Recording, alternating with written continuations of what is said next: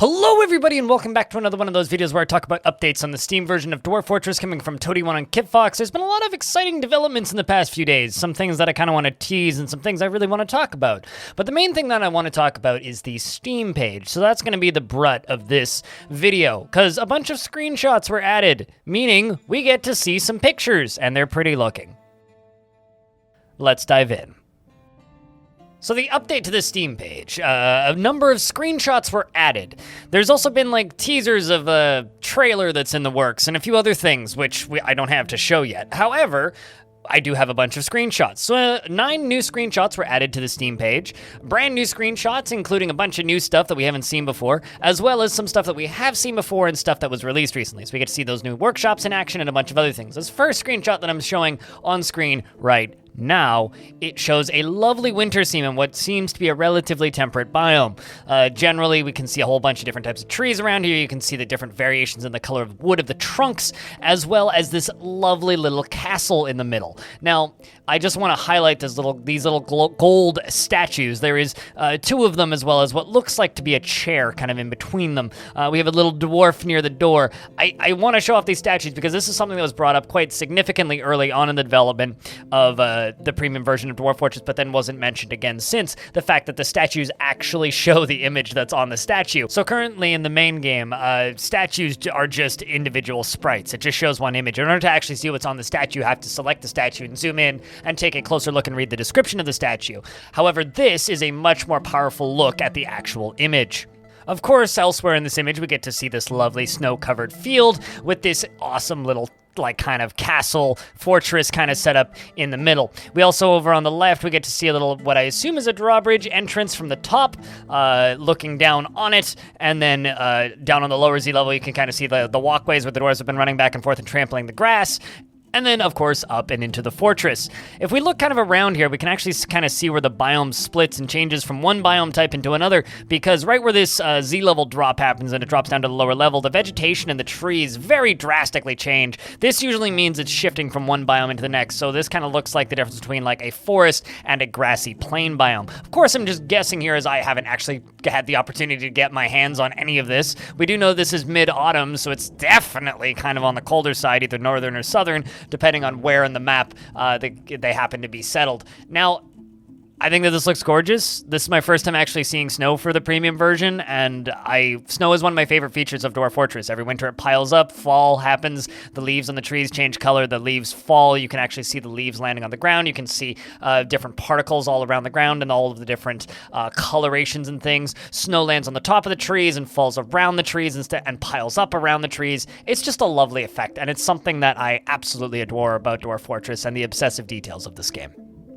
This next screenshot that we have here shows kind of the entrance to a little defensive tunnel, which seems to be filled with Zach's premium trap layouts, which is just a very long, snaky tunnel with traps all the way along it, and those murder the enemies as they try and run in with a little drawbridge at the front, tiny little drawbridge, and then you can kind of see into the edge of the fortress there, but outside, once again, I think the highlight of the screenshot is the vegetation, because that is something that is still rather new, and we haven't seen a ton of it yet. So we get to see all these, what look like leaves on the ground, I'm assuming, as well as tons of different kinds of plants growing, as well as all of this lovely red stuff. So I'm going to take a wild guess here, because I think it's accurate, and that is, I think this red stuff is clay, surface clay, that or surface sand. More likely clay, because it doesn't kind of have like the sand coverage of it. Of course, I don't have the game yet. I haven't played it, at least not outside of the classic version, which of course is still ASCII, so I'm just kind of going on based on what I know about the game, and this guy is either red sand or red clay. Or fire clay.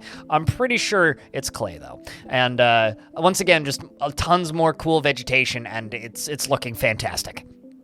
Now, this is actually probably my favorite one from the bunch, or one of my top 2. There's another one coming up that I'm also really keen on. So this is in a cavern layer. Relatively far down, on the 18th of Sandstone in mid-autumn in the year 103, elevation -111. But what's interesting about this layer is we get to see some of the cavern flora and fauna. Of course, a bunch of different types of mushrooms and wheat and different plants growing. We also get to see what look like the bloodcap mushrooms, the red guys, as well as, I can never remember the name of the light-colored white ones. You're going to have to correct me on here. Goblin caps, maybe? And then, of course, the flooded undergrowths of the deep, deep caverns.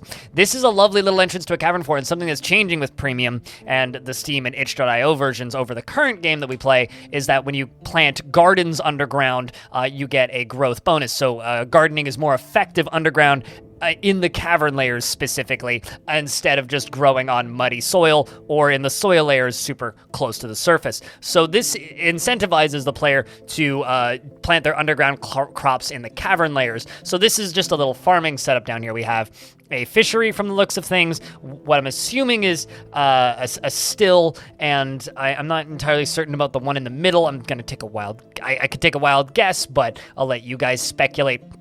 And then, of course, a bunch of barrels and a few bins, as well as a dwarf who's probably getting ready to go plant stuff. We also have several drawbridges here and several levers that I'm assuming are connected to the drawbridge, as well as a lovely llama? Alpaca? Once again, not sure, but a lovely piece of livestock in the middle. Caverns are beautiful, and it's some of my favorite parts of Dwarf Fortress. They're always kind of mysterious no matter how many times you see them, and they're always a little bit surprising when you break into them for the first time. So, love the looks of these. The color variety is gorgeous, and I can't wait to see what the spooky biomes look like on the surfaces if this is the kind of variety we're getting for the caverns.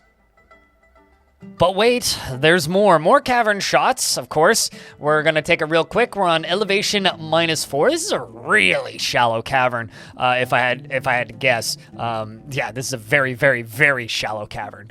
So whenever they landed into this one, this was a lucky find. You don't generally see these so shallow. We get to see all these lovely multicolored beds with all the different color varieties. There's actually a trading depot in here, which, of course, the wagons wouldn't be able to make it to get the real big trading caravans down here. However, you are going to be able to trade individually with those who can carry some resources down, but your actual resource payouts are not going to be as good.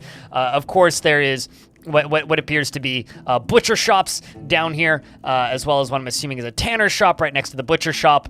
Up a little north, we have another fishery, as well as I'm assuming just a big old stockpile full of food, and then some wood. Over here, we have another couple workshops, and then some stone cutter, I think is the name of the workshop now. I'm assuming that that's the stone cutter's workshop, as the mason shop has been renamed. And God, this kind of just gush for a second that after staring at ASCII for so long, it's really neat to see a rendition of the game that is canon and not a fan piece of art. Like, I on one hand, I love the fan tile sets. People put absolutely incredible amounts of work into them, but this is just, I don't know. I'm excited. Don't mind me. On to the next one. Now, this one takes the cake for my favorite.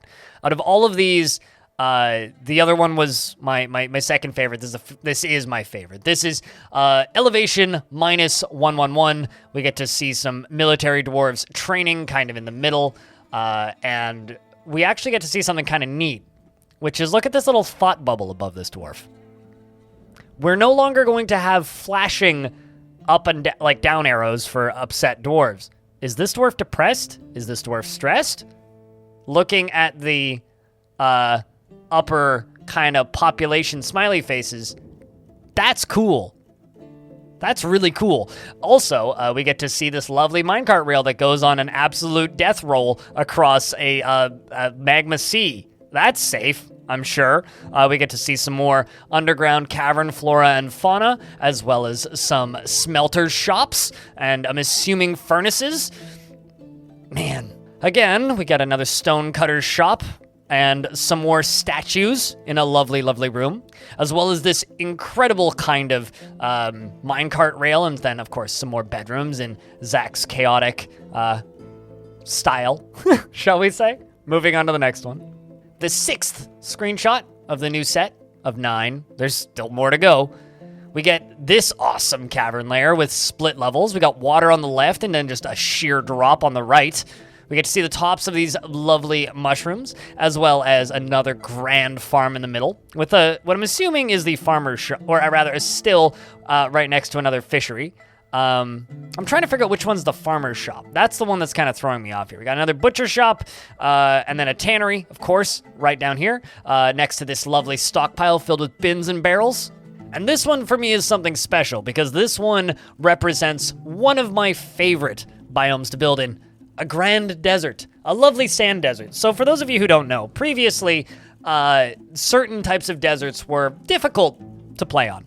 And the reason they were difficult to play on is just the sheer coarseness of black backgrounds with bright either yellow, red, cyan, or white, or black, depending on the sand type.